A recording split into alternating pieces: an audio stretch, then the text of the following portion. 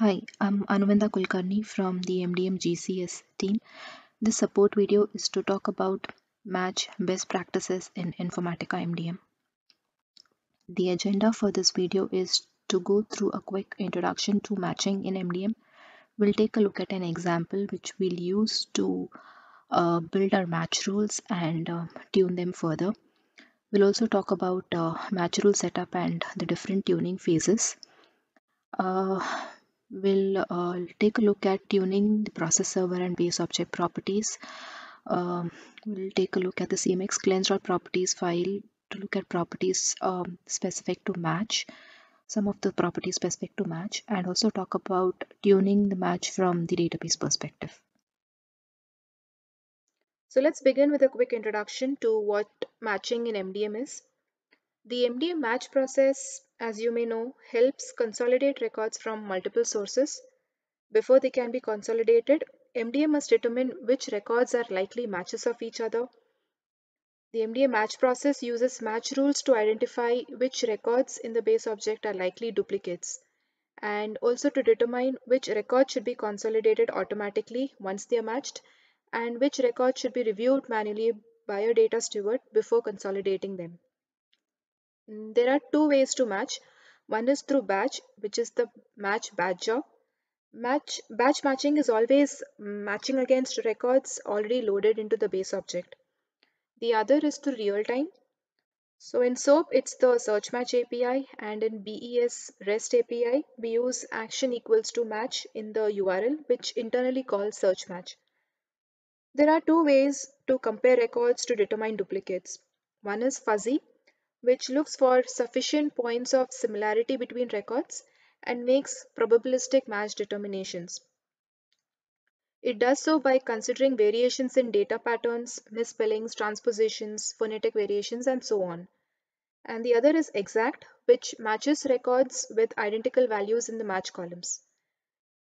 The best option to choose depends on what kind of data you have, your knowledge of the data, and your requirements to match and consolidate records. MDM uses an internal library called as SSA name3 for fuzzy matching. So the way a fuzzy match process works is it first finds potential match candidates for all the records that are sent for match using the fuzzy match key. Then it filters the candidates based on the exact match column that's used in the fuzzy match rules. And finally, these filtered candidates are sent to the SSA name3 engine for matching. So when we talk about match tuning in MDM, it comes down to using appropriate levels of key width and search level. Key width helps to know how many tokenized variations of the match key will be generated, and these are generated in the strp table. And search level will tell you how far the net for match candidates will be cast. Then if you're using fuzzy match rules, it is strongly suggested to use exact match columns in those rules for filtering. And finally, use appropriate match levels and match purposes for fuzzy match. So let's consider this data model as an example, and we'll use it as we move forward to set up our match rules and tune them. So in this example, we have a mix of data. We have individuals and organizations. So there are 5 individuals and addresses connecting to them, and there are 5 organizations and their respective addresses. So if you see here, one of the individual records has only first name in it, so Arim, and one record has just the last name in it, which is Bose, and there's one individual record which has neither. It doesn't have a first name or last name, but it has some noise characters in this. So at the end of this match tuning exercise, these are the expected match results that you should see. So before we go ahead and set up our match rules and tune them, let's take a look at all the different phases uh, that have to be considered when you set up your match rules. Uh, so match is an iterative process in MDM, and it typically goes through each of these phases. It starts with data discovery, analysis, and profiling. After that, we define the fuzzy match key, the key width, match paths, match columns, and all the different match components. And then we define draft match rules and then perform a dry run of the match job. So this will help us review the results and will help us tune the rules further by adding exact match columns. So after that, we rerun the match job again and review the results to check if anything else needs to be tuned or adjusted. So this cycle continues until the final results are satisfactory. Note that the cycle begins again when, let's say, a new source system is introduced and you have new data coming in from that source. So it is iterative in nature. We'll go through all these phases in detail. The first phase is data discovery, data analysis, and data profiling. Data audit should overlap with data discovery. So begin with getting a reasonable sized sample of data that best represents your production data. Be wary of data coming from test systems. The data that come from test systems is often developer created. So it's not always a perfect representation of real data. Reasonable sized data is something that is large and comprehensive as much as possible. Next, discuss with your users or business to determine high level match requirements. So it's necessary to understand what is considered as a match, what is not considered as a match. Identify the different fields that should be considered for matching. Identify what best represents the fuzzy match key. Then we come to data quality and profiling. So initial data profiling is strongly recommended to ensure completeness and accuracy of the match key that you have identified and other match columns. So this will help you identify any data conditions that may need to be addressed. So find out to what degree the data is complete or how often a field has a not null value. For example, ensure that person names have both first name and last name. Let's say gender field has only gender values. Use pattern analysis to check if data conforms to certain formats or data types. For example, find out how many records have full postal codes. So postal codes are typically a 5-digit code followed by a hyphen and a 4-digit code. So find out how many such records have this entire formatted postal code. Find out how many records have just a 5-digit code. So one can use tools like Informatica Data Profiler, or you can also write SQL queries to check for patterns in data. Coming to data standardization, uh, MDM cleanse functions can be used to standardize data, or you could use a data quality tool like Informatica Data Quality. Standardize or format data as much as possible. For example, junior becomes JR, and make sure that um, the data that you have in your exact match columns is has data in them that is trimmed and it is cased the same. As far as possible, avoid non-ASCII characters. Use an address cleansing tool to cleanse addresses. So address structure is one such example. Next phase is to define the fuzzy match key. Set up the fuzzy match key based on your discussion with business users and from the results that you have obtained from data quality and profiling in the previous phase. So there are three options to choose from when you define a fuzzy match key. If your data has only individuals, you can use person name as the fuzzy match key. If your data contains only organizations or if it's a mix of both organizations and individuals, use organization name as the fuzzy match key. And we have a third fuzzy match key, which is address part 1. This is when your data has addresses that needs to be consolidated. Note that multiple fuzzy match key configuration is not supported. If you define person name as the fuzzy match key, it is strongly suggested to have full names instead of just first name or last name or initials in first or last name. What can happen when you have this is it can cause high number of match candidates. This could impact your match performance. Also, avoid having nulls or noise words in fuzzy match key column. This generates null keys, and again, this potentially impacts performance. So, if you look at the example here, the data model and the example that we have, arim is just one record with just the first name in it. Bose is a record which has just the last name in it, and there's a record that has neither. It has some junk or noise characters.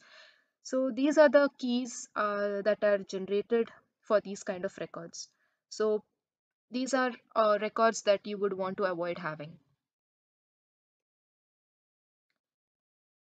In the next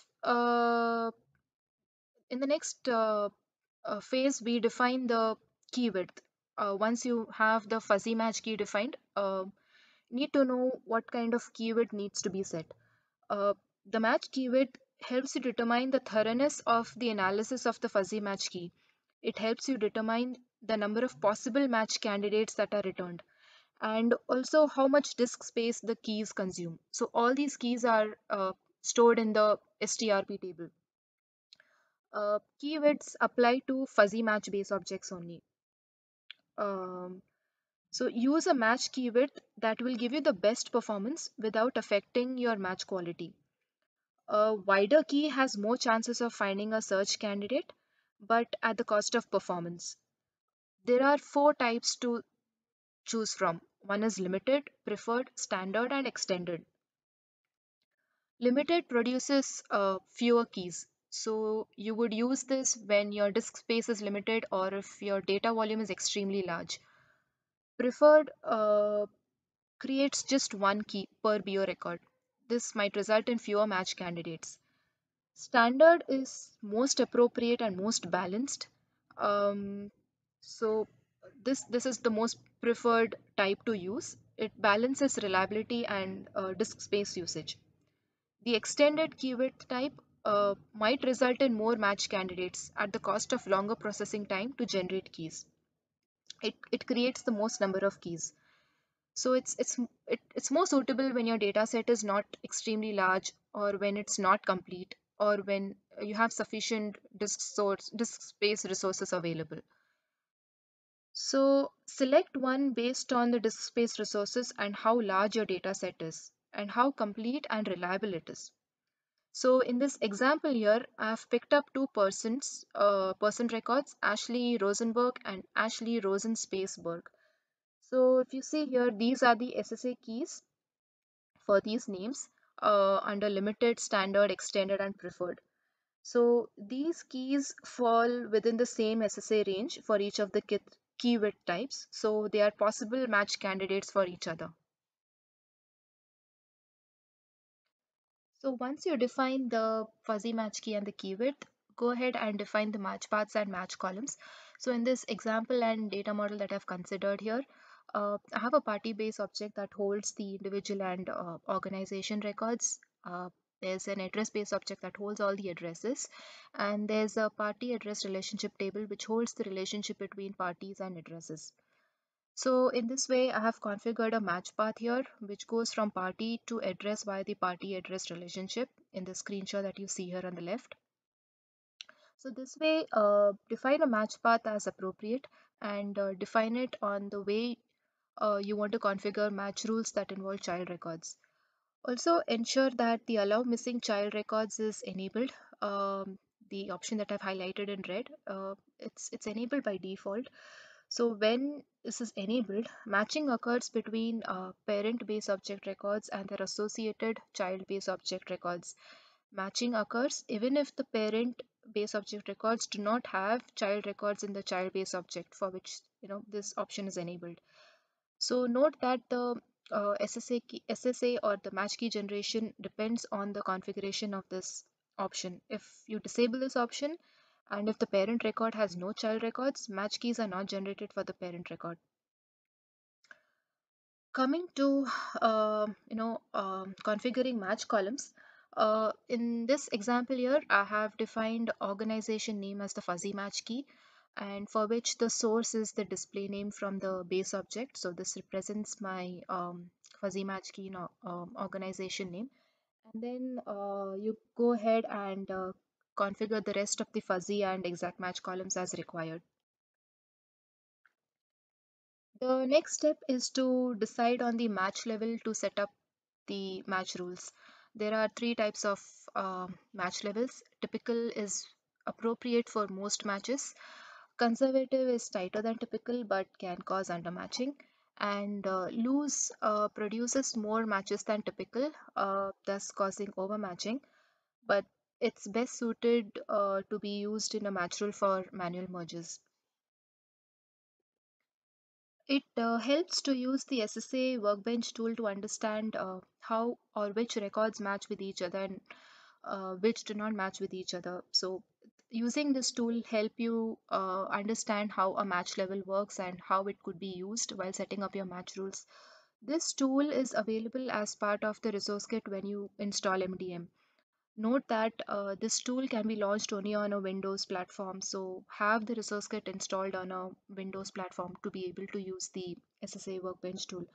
So I'll show you a quick demo to look at how two records along with their addresses match on different match levels and how the scoring is done. So this is the Workbench tool, and I have two records here, two person records, Arim Bose and Arim Gore, with their respective address part 1, city and postal area. I have used person name as the match purpose, and when I go ahead and make a call on these two records to know how they are scored, if you see here, conservative is given a score of 53, typical is given a score of 79, loose is given a score of 80. So this workbench tool shows you how these records match with each other and how they are scored on each of these match levels. So what it means is these two records won't be considered as a match in MDM on conservative and typical, but they will be considered as match if the match level is loose. And the way the score is calculated is if you click on explain, this shows you how the final score is calculated. So I have considered person name as the purpose, and uh, it contains of different fields within it, like the address part 1, which is given a weight of 200, and that was contributed. The contributed is y, and the score for it is 80.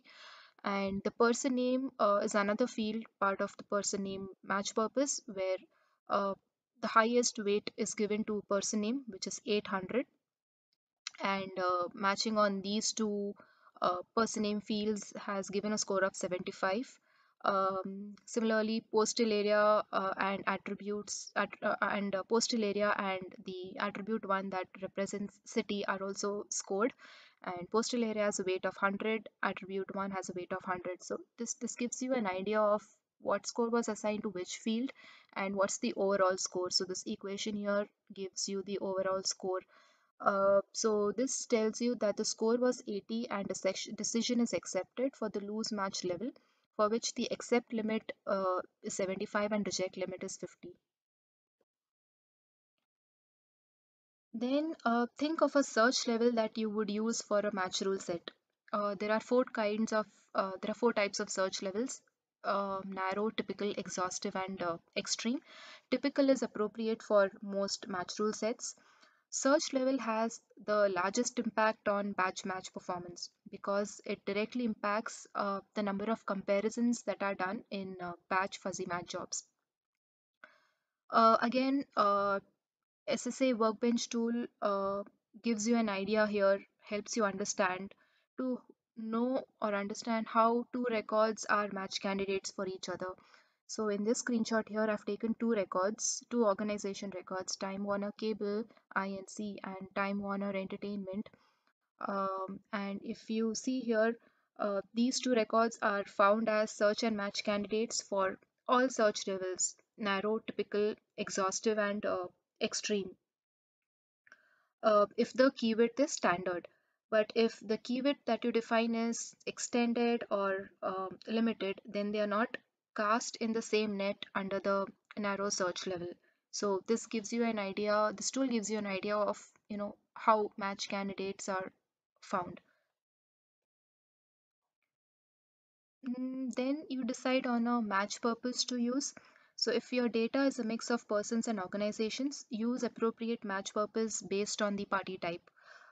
If there's no column designated as a party type, which distinguishes an individual from an organization, then you can use organization or division as a match purpose for mixed types. If address is important for you to determine if two people are the same, then you could use something like a resident match purpose. So the screenshot here shows the different match purposes you can use, which are available as part of a population file. So here I have picked up a demo.ysp demo population file, and these are all the match purposes available within it.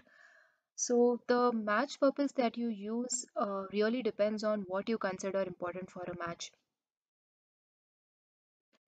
So again, the SSA Workbench tool gives you the list of all purposes available for a specific population file, and it also gives you a description of what a certain match purpose does and why it could be why it should be used. So for example, if I hover on the resident match purpose, it tells you that it matches for the same person name at the same address. So there are different fields that are part of this purpose, like address part 1, person name, address part 2, and so on, where highest weight is assigned to person name, which has a weight of 8, and the next highest weight is assigned to address part 1, and address part 2, postal area, telephone are really optional fields.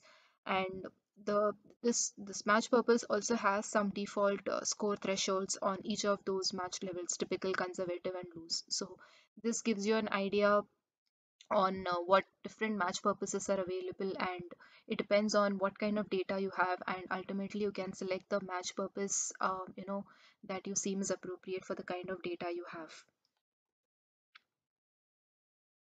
Then we go ahead and set up match rules. Once you know what kind of match levels you could use, there are some do's and don'ts that that you could follow. So always start with setting up some draft match rules. These are not necessarily the finalized version of rules that you have. It's an optional step, but what this step will tell you is what kind of matches are produced when you have when you start with certain rules. So start with rules that will provide the tightest matches. So um, fuzzy match rules are evaluated first, and then the exact match rules are evaluated. Now, for each fuzzy match rule, exact columns are evaluated first. So this saves calls made to the SSA engine. So use exact match columns when you can. Also, exact match rules run exclusively on the database. So if your database performance is not sufficient, convert them to filtered match rule. So apart from fuzzy and exact, you have a third type of match rule called as the filtered match rule. It's good to convert your exact match rules to filtered match rules, but note that filtered match rules look at the data in the fuzzy match key column, and they use search ranges and keys to determine potential match candidates, and then do the exact matching on the application server. So using filtered match rules comes with a trade-off between match quality and performance. So you would want to think if you want to convert them, if you want to convert your exact match rules to filtered, or just leave them as they are.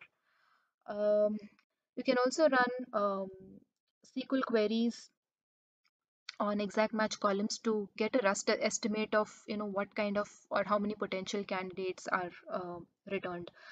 Um, then we have something called as loose filters and tight filters. A filter is nothing but an exact match column. So ID, postal code work well as tight filters, whereas fields like city and state are loose filters. Uh, these pass more potential candidates to the SSA engine, thus creating more work and decreasing performance. So, loose filters may not be the best at eliminating candidates, but they are still valid as they are still valid to use to determine matches. Next thing is avoid subtype matching because they make multiple calls to SSA engine. So um, you have something called as a subtype match on an exact match column. So avoid that as far as you can. Instead, use match path filter. So this is a match path filter on the screenshot on the right, wherein I have I have a filter on the different types of addresses like mailing and billing. So it makes more sense to use match path filters when you have uh, multiple distinct values in the subtype match column. And the screenshot of the on the left is where I have configured address type as subtype match. So try to avoid it when you can. Uh, Lastly, if records need to be excluded from the match process, uh, um, make sure that you have filter on the root path instead of at the match rule level. What this does is, by filtering at the root level, the excluded records will not be tokenized and thus they will not participate in match. The next phase is running a dry run of the match job using draft match rules. This step is optional. Configure your match rules so you avoid having tighter rules right at the start. This phase helps to determine the match levels based on name and address exclusively. It gives you a feel of how fuzzy name and address matches look like. It gives you an idea on the quality of matches and also helps assess any underlying data issues. So, based on the data model and data set that we have in our example, these are some of the match rules I came up with to begin with. If you notice here, I have used division and resident as match purposes, so I can match names with their addresses. Postal code is used as an exact match column here, and manual match rules are pushed to the bottom to catch any matches that are not picked up by the rules at the top. And the search level used on the match rule set is typical here. So go ahead and run a match job after your draft match rules are set and review those match results. So after I ran a match job on these rules, these are the match results I got.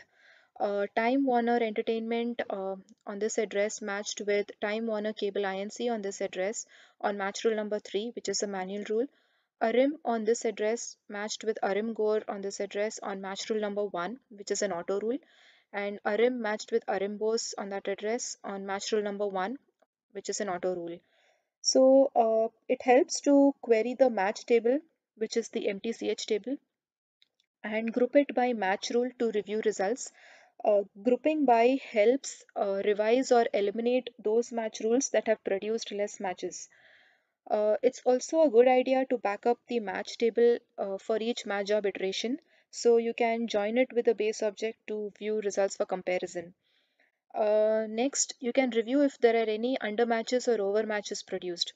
So, for example, we have two records, Time INC and Time Warner Cable INC, as part of a data set that did not match, and that's because the addresses are different. So, go ahead and try to find out, which ones were under matches and which ones were over matches, and it also helps using the SSA workbench tool at this point to know why certain records matched and why certain records did not match. Um, we have a set of other two other records, TINC and Time INC, as part of a data set that did not match on any of the match rules. They were not caught as matches by any of our match rules. So again, try to open up the workbench tool to know what was the score on these records, and see if you can adjust the accept limit or reject limit so as to get them to match or to get them to not match. So SSA Workbench tool helps make adjustments on accept and reject limits. So in this screenshot here, initially these two records, TINC and Time INC, did not match on any of those match levels. So what I did was I lowered the accept limit to 5 on the conservative match level, and now they're accepted as a match. So once you play around with these accept and reject limits, you can modify your match rule in MDM to change these limits as applicable. Um, After that phase, in phase 5, tune your match rules by introducing more exact match columns. Uh, so add this is again an optional step. Add exact match columns to the match rules to further qualify matches and to further tighten your rules. It's good to use a unique identifier to as an exact match column. But if you don't have one, then use an exact match column such as date of birth. So try to avoid performance issues by having an exact match column in each fuzzy match rule. You can use several identical match rules with varying exact match columns. So what I did is I modified my draft match rules and introduced more exact match columns, tighter ones. So I added tax ID, which is a unique identifier, on the division match rule, and I introduced birth date on the resident match rule. So the ones highlighted in red are the exact match columns that I introduced. And then go ahead and run your match job and review results. Um, if you notice that the match performance is slow, uh, start with reviewing the strip table. This is where all your SSE keys are generated. Uh, if you see a large set of data between SSA keys, then analyze that data to see if there's matchy data or bad data. So you can run a query something similar like the one I have here on the slide, which selects all these columns from, let's say, the party strip table where SSA key is between, this, and this will show you if there's a large set of data. Let's say these are outliers and these are records more than 50K. So you would want to go ahead and take a look at this data to see what's wrong with this data. So there's the strip table to review. You can also review your keys from the match key distribution tab on the hub console on the base object. So this shows you a statistical distribution of match keys in the strip table. The x-axis here has starting number of the key, has the starting character of the key, and the y-axis shows the number of records starting with that key. So if you see disproportionately tall spikes appearing here in this graph compared to other match keys, then uh, there's probably a hotspot there. So go ahead and review that data, uh, sitting within that SSA keys. Uh, you can drill down further on these tall spikes to get more details. Apart from reviewing the strip table, the match key distribution, you can also review the cleanse CMX server log. This is where the match logs are written to. I have captured a snippet from the log, highlighting some numbers and strings here. So what this means is it's processing around 2 million records, and those records produced some 13 million search ranges that need to be evaluated to complete the match job. Um, that need to be validated to complete the matching. And so far, it has only processed 81,000 of those SSA ranges, and it has taken 778 minutes to do that. The range highlighted in purple keeps appearing on the log, which means it's a potential hotspot. And if you notice, the comparison count, which is the comms per range highlighted in yellow, is over 167 million and counting. So if you see a specific range that keeps appearing on the log minute by minute, and the comms per range for which is increasing, it could mean that the range is a potential hotspot. So go and take a look at the data sitting in that SSA range queried from the strip table, like the SQL I showed in my previous slide. It means that this job will take a long time to complete.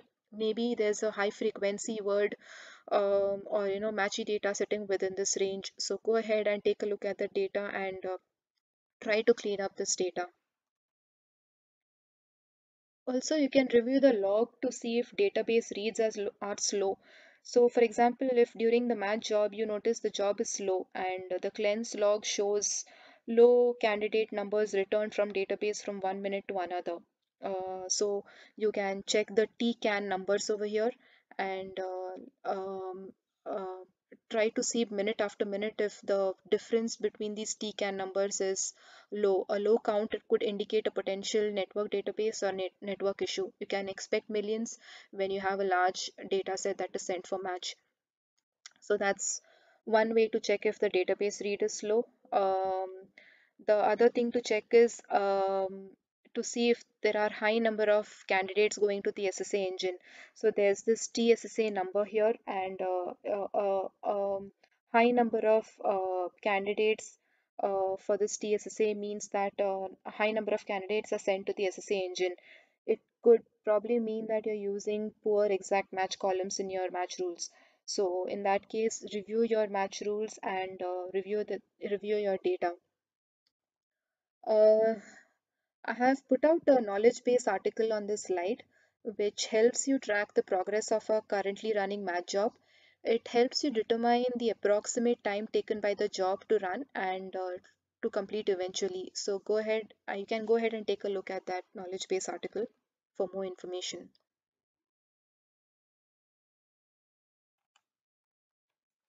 We'll now take a look at tuning the process server and base object properties. Uh, to achieve parallelism, we have a property on the process server, which is threads for cleanse operations. Usually it's set as the number of CPU cores minus one or same as the number of CPU cores of process server. Number of rows per match job batch cycle is a property on the base object. This setting specifies an upper limit on the number of records that MDM will process for matching during a match job execution, which is either during the match job or auto match and merge job. So it is good to start with 10% of the total volume of records to be matched and then adjust upwards accordingly. The next property talks about maximum matches for manual consolidation. This setting helps prevent data stewards from being overwhelmed with thousands of matches for manual consolidation. So increase it as needed to avoid match job failure. Then is max elapsed match minutes. This specifies the timeout, the match job timeout in minutes when you run a match, when running a match rule. The default is 20 minutes. Uh, Increase it only if the match rules and data is very complex. Generally, match rules are able to complete in 20 minutes. The next one is dynamic match analysis threshold, the DMAT property on the base object. During the match process, dynamic match analysis determines whether the match process will take an unacceptably long period of time to complete. To enable the dynamic match threshold, specify a non-zero value. It is set to 0 by default. Enable this feature if you have data that is very similar or with high concentration of matches to reduce the amount of work expended for a hotspot in your data. If this is enabled, then records that produce more than a specified number of potential match candidates will be skipped during the match process. For example, I have put out a snippet from the Cleanse CMX server log, wherein at a point in time, this specific SSA range OG $$ to OGZZZ had comms per range as 97,000, and in a few minutes, the same range had 25 million comparisons. So it's at this point in time, it's good to analyze the data sitting within this range to assess why this range contains a large count. Maybe there's matchy data or maybe there's bad data sitting in this range. So at this point, you would probably want to set the DMAT to a certain threshold to a non-zero value. And if the match candidate comparisons is greater than this threshold or this non-zero value, then no further comparisons are performed on that range of data. So it just skips there. Um, Setting the DMAT level too low may cause undermatching. So you have to set it to an optimal level such that it doesn't cause any undermatching. Um, DMAT is good to use only for only when you're running incremental match jobs and not for IDL. Uh, it's very important to note that any DMAT changes that you make on a production environment should be reviewed with Informatica GCS team. So please raise a support case with us when the issue happens on a production environment. And there are some properties in the CMX cleanse.properties file that you can tune. Uh, so one such property is the CMX server match distributed match property. By default, it is 0, which is disabled. So distributed matching is disabled by default. Set it to 1 to enable distributed match. One of the reasons your match job could be slow is let's say there's CPU utilization that is over 80% or 90% on process server. Uh, it probably means that you would have to scale. So add more process servers and enable this property to 1 to enable distributed match. The next property is CMake server match file load. It is set to true to use an intermediate file to load data. It is set to false for direct data load. So the default is true for Oracle and IBM DB2 environments, and the default is false for Microsoft SQL Server environments. The next property is the CMake server match loader batch size. The default is 1000 when file load is set for this property. So this indicates the maximum number of insert statements to send to the database during direct load of the match process. And the final part of this session is to look at tuning the match from the database perspective. So when you have exact match rules, they are converted to SQL queries based on the exact match columns that you have defined in those match rules and their match paths. So you can typically look for create or insert SQL statements in the log file. These are create or insert statements on the $MLE and $empty tables. Basically these are internal tables, temporary tables that MDM creates and drops for intermediate processing during the match job. So if you find any exact match query running slow, we can query related to these tables to see how many records are returned by that query. Um, Ensure that all the tables that are part of the exact match query are analyzed. Also, ensure that you create an index on one or more exact match columns to improve performance on the database side. Uh, One another thing to note is when you have exact match rules configured, as part of your match rules, and if you notice if the database performance is not enough, then you can convert them to filtered match rules. So this is a point that I've covered in my previous slide. So you can consider tuning your match rules from the database perspective by converting them to filtered match rules. And here are some references that you can go through. Thank you for listening.